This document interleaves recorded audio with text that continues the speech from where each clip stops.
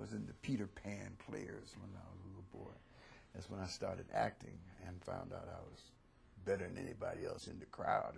I was always get the starring roles or win the elocution contests. I just had that talent from the time I was little. And when did you start being part of the Peter Pan? Well, about 8. 8. I have pictures of myself. I look like about 8, 9 years old. And it sounds like you were something of a little ham. Always. From the giddy up. Yeah, I think so. You know what? I started getting in trouble when I was 5. I figured out, I went to see Santa Claus. I sat on his lap and everything. We had a conversation. And I came home and I looked at the chimney. I knew there was no way that big fat man could possibly get down that narrow opening. And I thought about it and thought about it.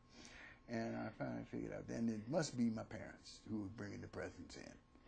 And they must be hidden around somewhere. So I started searching, and I found a cowboy suit, found a baseball glove, all of it.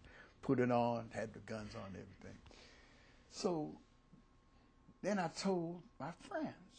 I brought them all in, and I convinced them that there was no way, anybody with a grain of sense, I told them, could know that this big bad man could not come down that hole. And we were all convinced. So then they went and told their parents they didn't believe in Santa Claus anymore. Everybody was mad at me.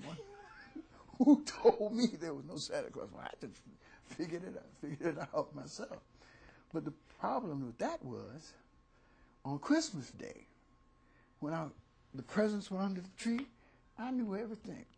There was no more surprise. There was no Santa Claus.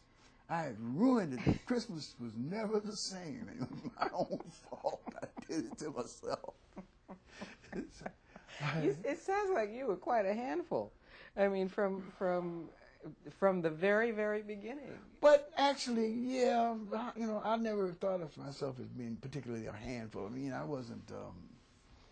I didn't get any fights. You let your father's canteen, the well, water dry out. Well, yeah.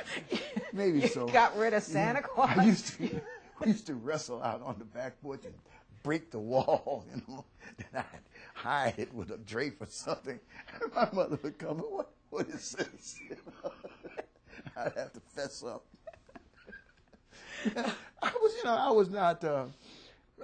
wasn't what I would consider a bad boy. I would arrange to be the teacher's pet quite often in school. I mean, I wasn't one of the guys who got in trouble. I tried to get along with the teacher.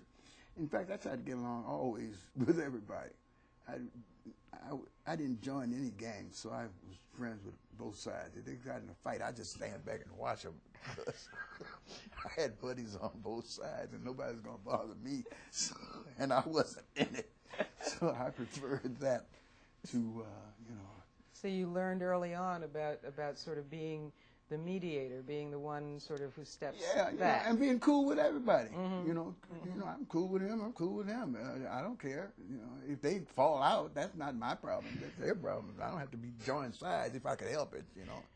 But I was one of the characters. I mean, I played football and baseball and did everything that everybody else was doing. Got in trouble. You know, devilment, destructive things like.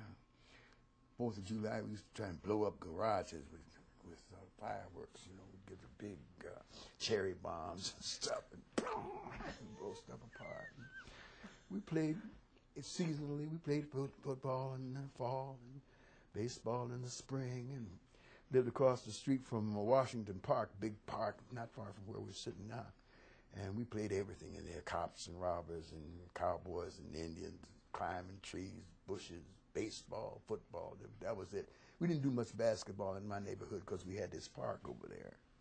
It sounds like a wonderful childhood. It sounds. Oh, it was an enjoyable childhood. I had a good time. You know, I had a great time. As a matter of fact, I enjoyed down south when we'd go there, and every summer we'd go down to Norfolk because they had the polio epidemics up here in Chicago, and as soon as school was out, we'd go down there, and that was nice. A lot of beach, you know.